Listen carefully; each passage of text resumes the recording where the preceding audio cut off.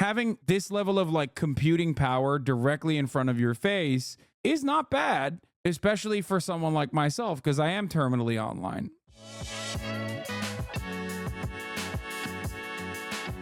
Let's do this Apple Vision Pro, because a lot of people are doing some dumbass shit about it, okay?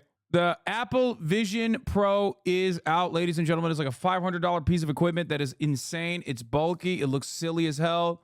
And yet tech reviewers and tech YouTubers and dudes who just love tech, they are trying to make it work. Or not $500. What am I saying? It's like $4,000. I'm wrong. It's $3,500.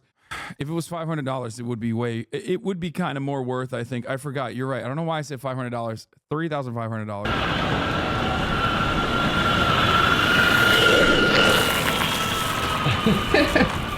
Like what? That's Do wild. I look like real?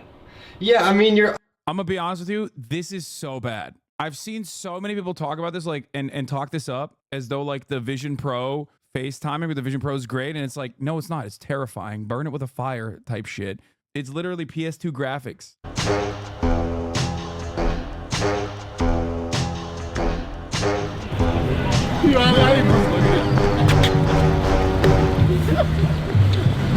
I feel like he had to wear that high visibility jacket because like he's walking around with that thing and I don't feel safe. He needs people to be like, hey guys, watch out. I can't really see that good.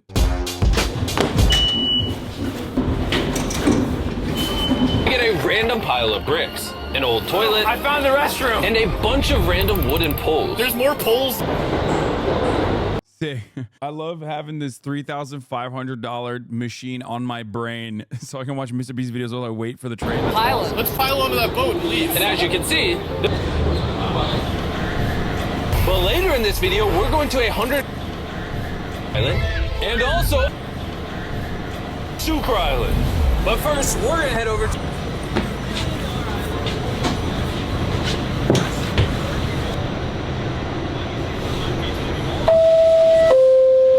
strategy for interaction. Okay, my controversial opinion on the matter. Are you guys ready for it? Wearable tech will only get like broad usage when it is a reasonable price point, and also beyond that is not as bulky. That's it. Like it needs to be so much smaller. If it was like regular glasses like the ones you wear, and that still somehow was able to do augmented reality, and it was like $500, then yeah, okay, that's valid. Because I do see the utility in this. Yeah, and good battery life. It needs to have good battery life. It needs to be actually wearable and not like this big ass, bulky, weird dystopian thing. I think that this is like way too fat is what I mean. And it was like this window right here, Jordan, and as he started to move, the window went away with the subway car. You can't use windows if you're in like if there's a lot of like kinetic movement. And I imagine it works in an airplane because the airplane is so steady, but this is a subway and it's bouncing. So I gotta wait till we get there. I mean, that's like a big deal. I feel like if you can't use it in public transit, like it kind of doesn't work, right? I have this thing tethered to my iPhone. It seems to be working well enough, but for some reason when I try to open Safari... Sorry, I didn't realize the video was much louder than me. My bad. Here, I fixed it. I wasn't paying attention.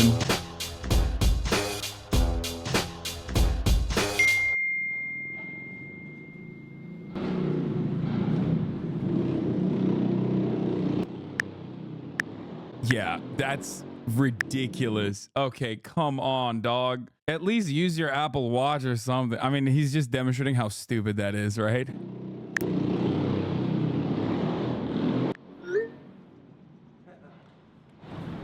I was just responding to text messages. One of the things I hate about a lot of this stuff is that I think that like we are losing sight of why, losing sight of why we have like haptic feedback on a lot of things. I think that like haptic feedback is very important, okay? Touch is very important, just like as what makes us human. Yeah, muscle memory. Like there's a reason why keyboards have buttons on them, right? Like you memorize it and you don't have to look down, and it makes it easier with your muscle memory to be able to type. And I feel as though like the Tesla-ification of utilizing touchpads everywhere is genuinely ass.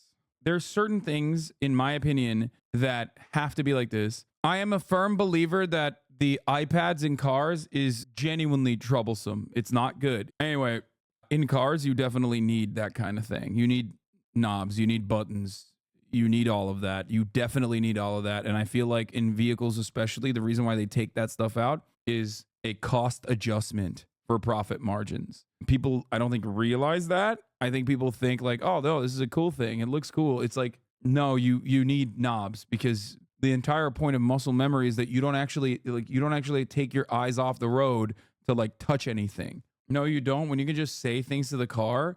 Also wrong, because again, the more mechanical things remain, the better it is. The more analog things are, the better it is as a fail-safe, redundancy. These are very important things in vehicles. The thing I'm talking about with cars is 100% correct. It's because screens are cheaper than buttons and knobs and all that shit now. Yes, that absolutely is the reason. When you're doing something that requires all of your attention, like driving a 3,000-pound death machine around pedestrians, you need to never have your eyes off the wheel, off the goddamn the road. You have to look at the road. You have to have your hands on the wheel, and you have to have your eyes on the road.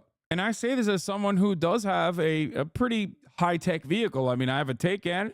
It is a EV, and it does have a lot of the cool iPad tech in it. Luckily, it still has some kind of gear shifting in it. It's like telling everyone they have to use a touchscreen for their PlayStation controller. The DualShock has two analogs or two joysticks, right? For a reason.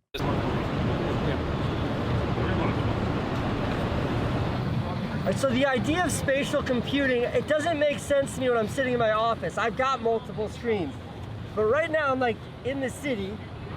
I'm in the middle of Times Square.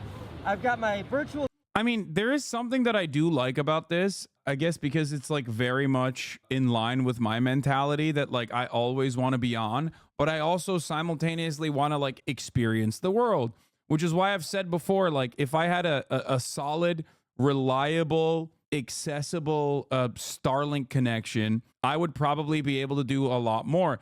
Having this level of like computing power directly in front of your face is not bad, especially for someone like myself, because I am terminally online. The issue, however, in my opinion, is that this is tech specifically for early adopters who want to be at the forefront.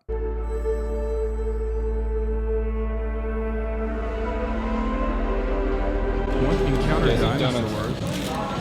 Thank you.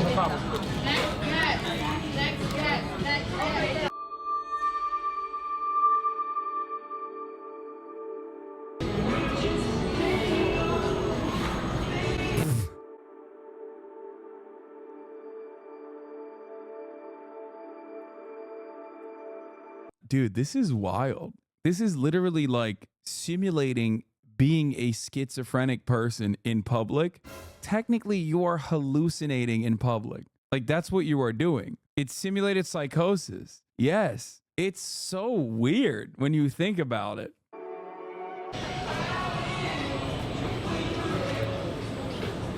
The butterfly's eating my donut.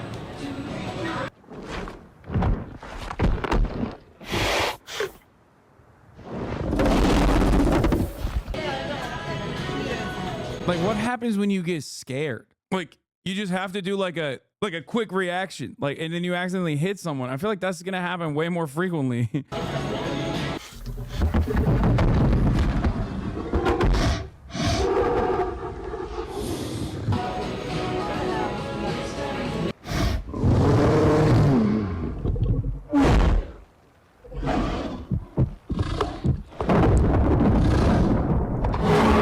I mean, we've often talked about how like we live life now in the meat space specifically to get points in the internet, right? Going to a place so that you can post an Instagram photo that's going to get a lot of likes is literally the exact version that every normal person even engages in now. It's not just relegated to like the online influencers and whatnot, okay? taking a perfect photo of a food before they eat it, because that was like all influencers did. Now everyone does it.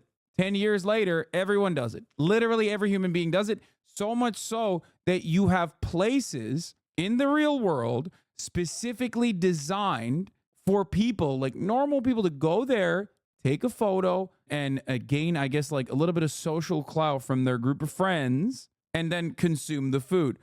Yeah, museums have like Instagram walls. Exactly. So this is the next stage in this, okay? This is the next stage in what I'm talking about, where like, sure, I think inevitably wearables will get like mass adoption.